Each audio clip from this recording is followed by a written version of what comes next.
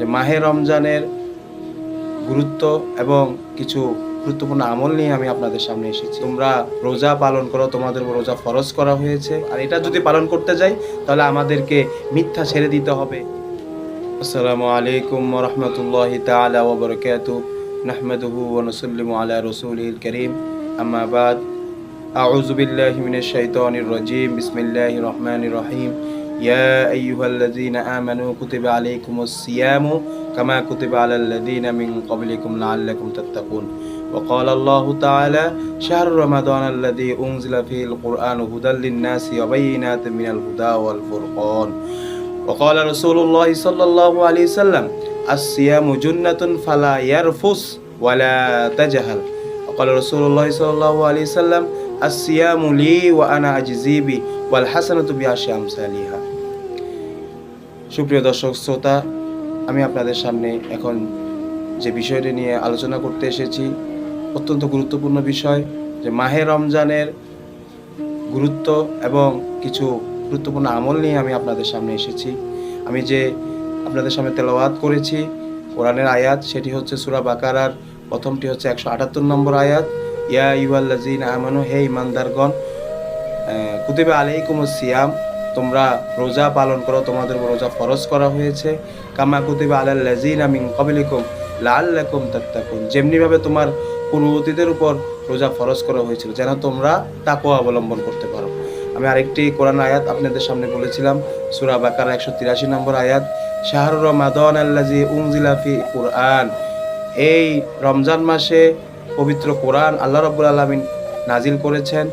হুদাল লিন-নাস, এটি মানুষের জন্য হিদায়াত স্বরূপ, ওয়া বায়িনাতিন মিনাল হুদা ওয়াল ফুরকান, এবং হিদায়াতের নিদর্শন স্বরূপ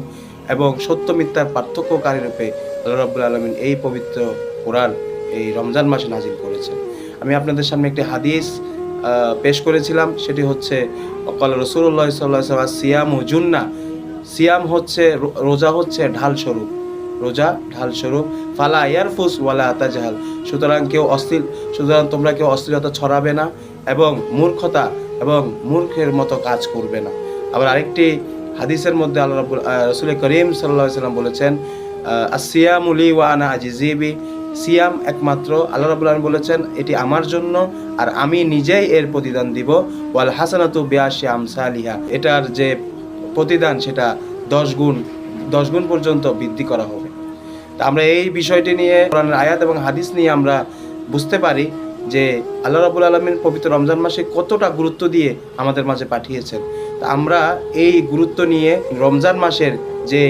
হক রয়েছে সেটা আমরা সঠিকভাবে পালন করার চেষ্টা করব। আর এটা যদি পালন করতে যাই তাহলে আমাদেরকে মিথ্যা ছেড়ে দিতে হবে, আমাদেরকে বেশি বেশি কোরআন তেলাওয়াত করতে হবে, আমাদেরকে প্রতারণা ছেড়ে দিতে হবে, আমাদেরকে হারাম ছেড়ে দিতে হবে, আমাদেরকে গালিগালাজ ছেড়ে দিতে হবে, আমাদেরকে অহংকার ছেড়ে দিতে হবে, আমাদেরকে হিংসা ছেড়ে দিতে হবে, আমাদেরকে বিদ্বেষ ছেড়ে দিতে হবে, আমাদের নিজেদেরকে পরিপূর্ণভাবে আমাদেরকে পরিবর্তন করতে হবে। শুধু এই মাসের জন্য নয়, সারা মাস তো আছে, সারা বছর আমরা যেন নিজেদেরকে এই মাস থেকে শিক্ষা গ্রহণ করে আমলের মাধ্যমে নিজেদেরকে পরিবর্তন করতে পারি, সেজন্য আল্লাহ রাব্বুল আলামিন আমাদের জন্য রমজান মাসকে উপহার হিসেবে আমাদের জন্য পাঠিয়েছেন। আমরা যারা গুনাহগার আছি, আমরা যেন এই রমজান মাসে এই 10 দিন, রহমতের 10 দিন, মাগফিরাতের 10 দিন, নাজাতের 10 দিনে যেন আমরা আমাদের জীবনকে পরিবর্তন করতে পারি, গুনাহ মাফ করতে পারি, আমরা যেন নিষ্পাপ হয়ে, আমরা যেন আবার